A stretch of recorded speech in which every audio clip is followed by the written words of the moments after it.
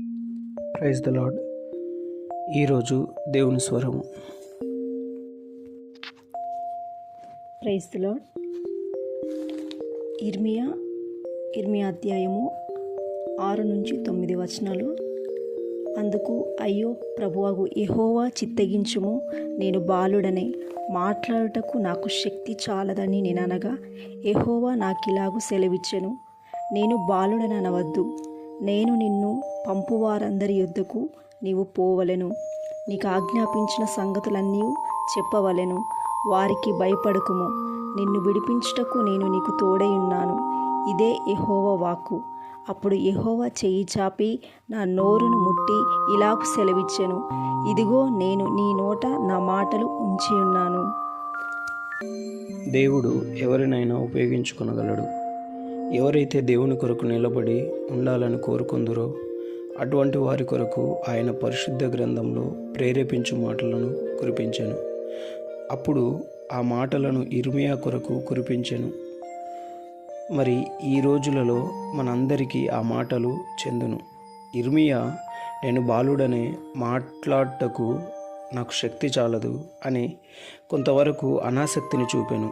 తర్వాత అతను దేవుని మాటలతో ఎంతో ప్రోత్సహించబడటమే కాకుండా ఒక దేవుని ప్రవక్తగా తన పని ముగించుటకు కావలసిన కృప కూడా ఇవ్వబడెను.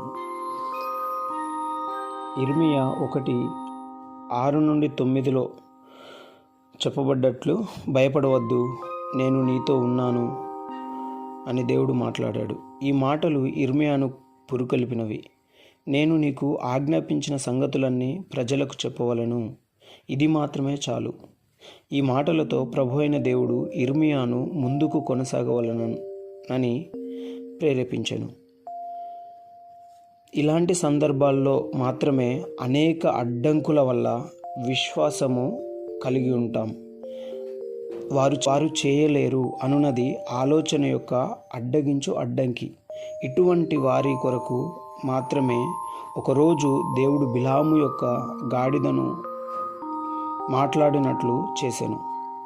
దీని ద్వారా దేవుడు మనకు ఇచ్చు వర్తమానం ఏమనగా, గాడిదను కూడా మాట్లాడునట్లు చేయగల దేవుడు ఆయన పని నిమిత్తం నిన్ను కూడా మాట్లాడునట్లు చేయగలడు. ఒకసారి ప్రభువైన యేసు యెరూషలేమునకు ప్రయాణమగుటకు సిద్ధపడి ఉండగా ఒక గాడిద ఆయనకు అవసరమై ఉన్నది.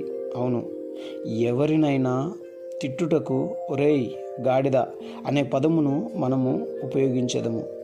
ఆ విధంగా అందరిచే ఒక బుద్ధిహీనుడుగా పిలువబడే వారిని కూడా దేవుడు ఉపయోగించుకోగలడు. ఇప్పుడు ఏమాత్రం అలసిపోకుండా దేవుని వద్దకు రాగలవా? నీవు ఉన్నపాటునే దేవుని వద్దకు రమ్ము. నీవు ఎవరివో ఆయనకు తెలుసు. ఆయన నిన్ను మార్చగలడు. మరియు ఆయన నీ గురించి నిర్ణయించినది ఆయన తప్పక నీలో నెరవేర్చును. మన అందరి జీవితాల పట్ల దేవుడు ఒక ఉద్దేశమును కలిగి ఉన్నాడని మీకు తెలుసా? దీని యందు మీరు విశ్వాసం ఉంచండి.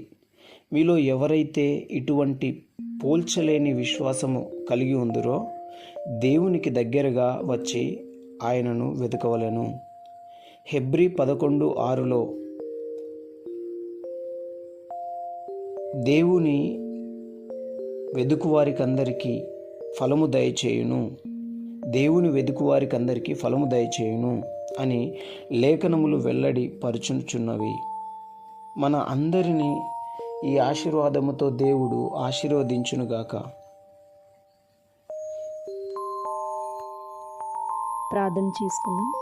మా పరలోకపు తండ్రి, ఎప్పుడైతే నీ పని కొరకు మేము పిలువబడినప్పుడు ఉన్నపాటునే నీ వద్దకు వచ్చినట్లు మరియు నీ పని నిమిత్తం మీ యందు విశ్వాసం ఉంచున్నట్లు కావలసిన కృపను దయచేయండి.